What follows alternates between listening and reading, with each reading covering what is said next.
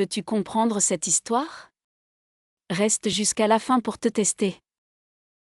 Emma a reçu sa facture de téléphone la semaine dernière. Elle a remarqué que le montant était beaucoup plus élevé que d'habitude. La facture montrait des frais qu'elle ne reconnaissait pas. Emma a décidé d'appeler le service client pour résoudre le problème. Elle a trouvé le numéro de téléphone au dos de sa facture. Emma a composé le numéro et a attendu qu'on décroche. Un message enregistré indiquait d'appuyer sur 1 pour l'anglais. Ensuite, on lui a demandé d'entrer son numéro de compte. Emma a soigneusement tapé son numéro de compte à 10 chiffres. Le message indiquait que son temps d'attente était d'environ 15 minutes. Elle a mis son téléphone sur haut-parleur et a continué son travail. Après 12 minutes, un agent du service client a répondu. L'agent s'est présenté en tant que David.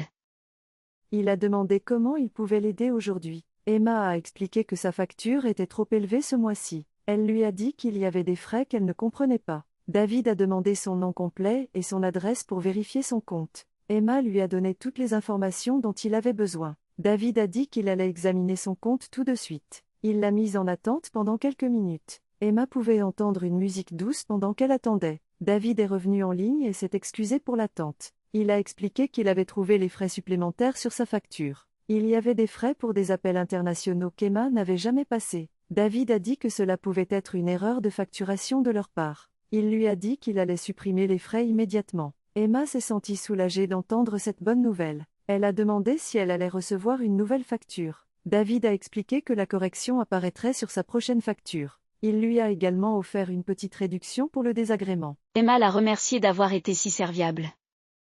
David a demandé s'il y avait autre chose pour laquelle il pouvait l'aider. Emma a dit qu'elle voulait aussi connaître les forfaits moins chers. David a décrit un nouveau forfait qui pourrait lui faire économiser de l'argent chaque mois. Le nouveau forfait comprenait plus de données et des appels internationaux gratuits. Emma a pensé que cela semblait être une bonne affaire. Elle a demandé à David de la faire passer au nouveau forfait.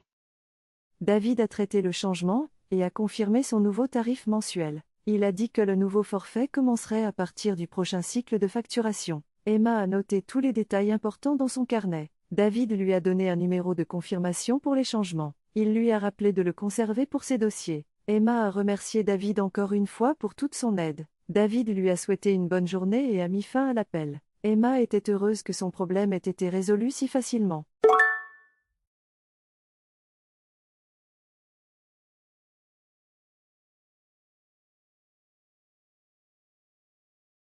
Apprends avec lingostory.app.